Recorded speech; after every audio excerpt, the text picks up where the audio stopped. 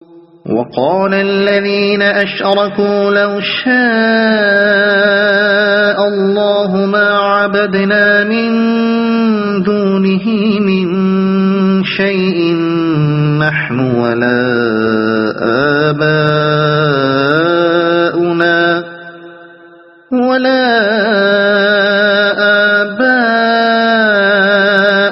ولا حرمنا من دونه من شيء كذلك فعل الذين من قبلهم فهل على الرسل إلا البلاغ المبين۔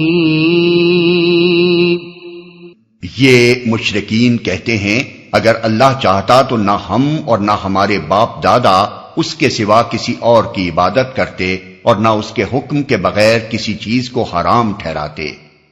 ایسے ہی بہانے ان سے پہلے کے لوگ بھی بناتے رہے ہیں، تو کیا رسولوں پر صاف صاف بات پہنچا دینے کے سوا اور بھی کوئی ذمہ داری ہے؟ کسی چیز کو حرام ٹھہراتے۔ مشرکین کی اس حجت کو سورہ انعام آیات 148 149 میں بھی نقل کر کے اس کا جواب دیا گیا ہے۔ ان سے پہلے کے لوگ بھی بناتے رہے ہیں، یعنی یہ کوئی نئی بات نہیں ہے کہ آج تم لوگ اللہ کی مشیت کو اپنی گمراہی اور بدعمالی کے لیے حجت بنا رہے ہو۔ یہ تو بڑی پرانی دلیل ہے جسے ہمیشہ سے بگڑے ہوئے لوگ اپنے ضمیر کو دھوکہ دینے اور ناصحوں کا منہ بند کرنے کے لیے استعمال کرتے رہے۔ یہ مشرکین کی حجت کا پہلا جواب ہے۔ اس جواب کا پورا لطف اٹھانے کے لیے یہ بات ذہن میں رہنی ضروری ہے کہ ابھی چند سطریں پہلے مشرکین کے اس پروپیگنڈے کا ذکر گزر چکا ہے جو وہ قرآن کے خلاف یہ کہہ کر کیا کرتے تھے کہ اجی وہ تو پرانے وقتوں کی فرسودہ کہانیاں ہیں۔ گویا ان کو نبی پر اعتراض یہ تھا کہ یہ صاحب نئی بات کون سی لائے ہیں، وہی پرانی باتیں دہرا رہے ہیں جو طوفان نوح کے وقت سے لے کر آج تک ہزاروں مرتبہ کہی جا چکی ہیں۔ اس کے جواب میں یہاں ان کی دلیل، جسے وہ بڑے زور کی دلیل سمجھتے ہوئے پیش کرتے تھے، کا ذکر کرنے کے بعد یہ لطیف اشارہ کیا گیا ہے کہ حضرات آپ ہی کون سے ماڈرن ہیں، یہ مایہ ناز دلیل جو آپ لائے ہیں اس میں قطعی کوئی اپچ موجود نہیں ہے، وہی دقیانوسی بات ہے جو ہزاروں برس سے گمراہ لوگ کہتے چلے آ رہے ہیں، آپ نے بھی اسی کو دہرا دیا ہے۔ وَلَقَدْ بَعَثْنَا فِي كُلِّ أُمَّةٍ رَسُولًا أَنِ اعْبُدُوا اللَّهَ وَاجْتَنِبُوا الطَّاغُوتَ فَمِنْهُمْ مَنْ هَدَى اللَّهُ وَمِنْهُمْ مَنْ حَقَّتْ عَلَيْهِ الضَّلَالَةُ فَسِيرُوا فِي الْأَرْضِ فَانظُرُوا كَيْفَ كَانَ عَاقِبَةُ الْمُكَذِّبِينَ۔ ہم نے ہر امت میں ایک رسول بھیج دیا اور اس کے ذریعے سے سب کو خبردار کر دیا کہ اللہ کی بندگی کرو اور طاغوت کی بندگی سے بچو۔ اس کے بعد ان میں سے کسی کو اللہ نے ہدایت بخشی اور کسی پر ضلالت مسلط ہو گئی۔ پھر ذرا زمین میں چل پھر کر دیکھ لو کہ جھٹلانے والوں کا کیا انجام ہو چکا ہے۔ طاغوت کی بندگی سے بچو، یعنی تم اپنے شرک اور اپنی خود مختارانہ تحلیل و تحریم کے حق میں ہماری مشیت کو کیسے سند جواز بنا سکتے ہو، جبکہ ہم نے ہر امت میں اپنے رسول بھیجے اور ان کے ذریعے سے لوگوں کو صاف صاف بتا دیا کہ تمہارا کام صرف ہماری بندگی کرنا ہے، طاغوت کی بندگی کے لیے تم پیدا نہیں کیے گئے ہو۔ اس طرح جبکہ ہم پہلے ہی معقول ذرائع سے تم کو بتا چکے ہیں کہ تمہاری ان گمراہیوں کو ہماری رضا حاصل نہیں ہے، تو اس کے بعد ہماری مشیت کی آڑ لے کر تمہارا اپنی گمراہیوں کو جائز ٹھہرانا صاف طور پر یہ معنی رکھتا ہے کہ تم چاہتے تھے کہ ہم سمجھانے والے رسول بھیجنے کے بجائے ایسے رسول بھیجتے جو ہاتھ پکڑ کر تم کو غلط راستوں سے کھینچ لیتے اور زبردستی تمہیں راست رو بناتے۔ کسی پر ضلالت مسلط ہو گئی، یعنی ہر پیغمبر کی آمد کے بعد اس کی قوم دو حصوں میں تقسیم ہوئی، بعض نے اس کی بات مانی اور یہ مان لینا اللہ کی توفیق سے تھا، اور بعض اپنی گمراہی پر جمے رہے۔ جھٹلانے والوں کا کیا انجام ہو چکا ہے، یعنی تجربے سے بڑھ کر تحقیق کے لیے قابل اعتماد کسوٹی اور کوئی نہیں۔ اب تم خود دیکھ لو کہ تاریخ انسانی کے پے در پے تجربات کیا ثابت کر رہے ہیں۔ عذاب الہی فرعون و آل فرعون پر آیا یا موسیٰ اور بنی اسرائیل پر؟ صالح علیہ السلام کے جھٹلانے والوں پر آیا یا ماننے والوں پر؟ ہود علیہ السلام اور نوح علیہ السلام اور دوسرے انبیاء کے منکرین پر آیا یا مومنین پر؟ کیا واقعی ان تاریخی تجربات سے یہی نتیجہ نکلتا ہے کہ جن لوگوں کو ہماری مشیت نے شرک اور شریعت سازی کے ارتکاب کا موقع دیا تھا ان کو ہماری رضا حاصل تھی؟ اس کے برعکس یہ واقعات تو صریحاً یہ ثابت کر رہے ہیں کہ فہمائش اور نصیحت کے باوجود جو لوگ ان گمراہیوں پر اصرار کرتے ہیں انہیں ہماری مشیت ایک حد تک ارتکاب جرائم کا موقع دیتی چلی جاتی ہے اور پھر ان کا سفینہ خوب بھر جانے کے بعد ڈبو دیا جاتا ہے۔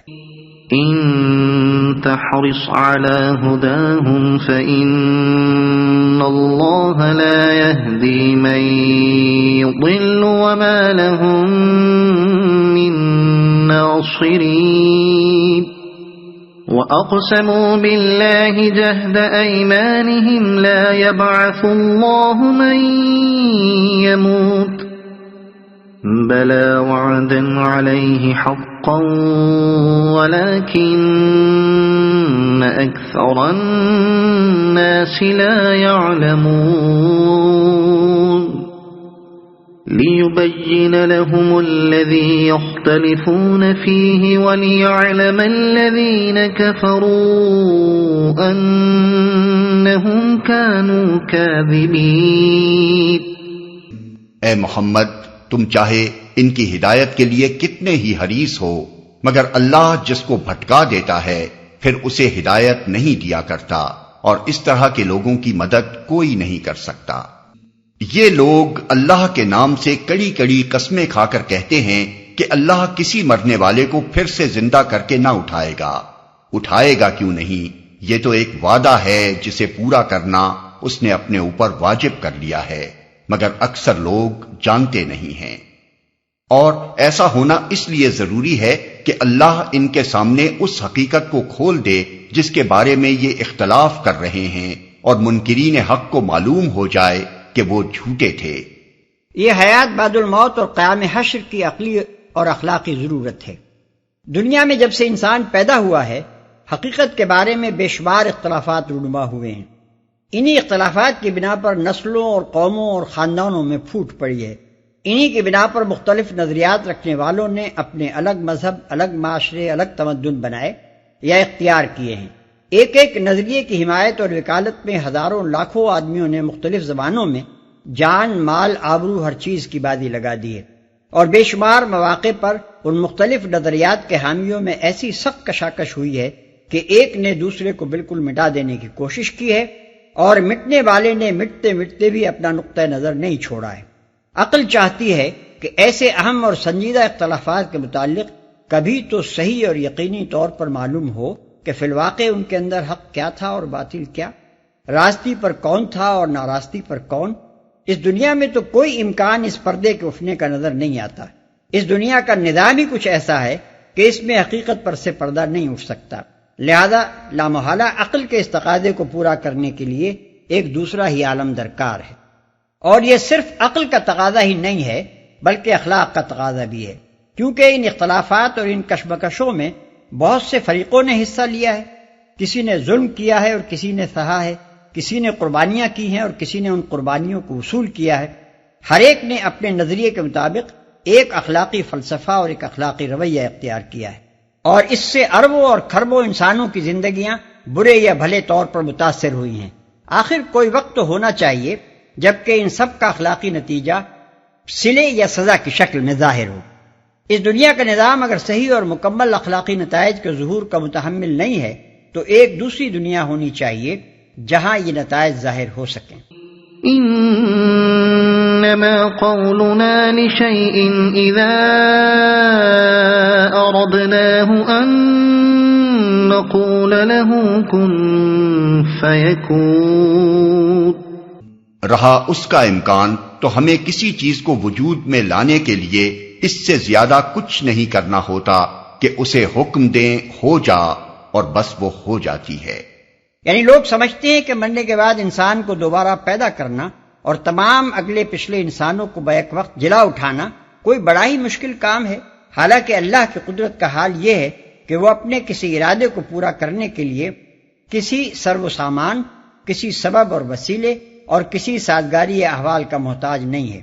اس کا ہر ارادہ محض اس کے حکم سے پورا ہوتا ہے، اس کا حکم ہی سر و سامان وجود میں لاتا ہے، اس کے حکم ہی سے اسباب و وسائل پیدا ہو جاتے ہیں، اس کا حکم ہی اس کی مراد کے عین مطابق احوال تیار کر لیتا ہے۔ اس وقت جو دنیا موجود ہے یہ بھی مجرد حکم سے وجود میں آئی ہے، اور دوسری دنیا بھی آنن فانن صرف ایک حکم سے ظہور میں آ سکتی ہے۔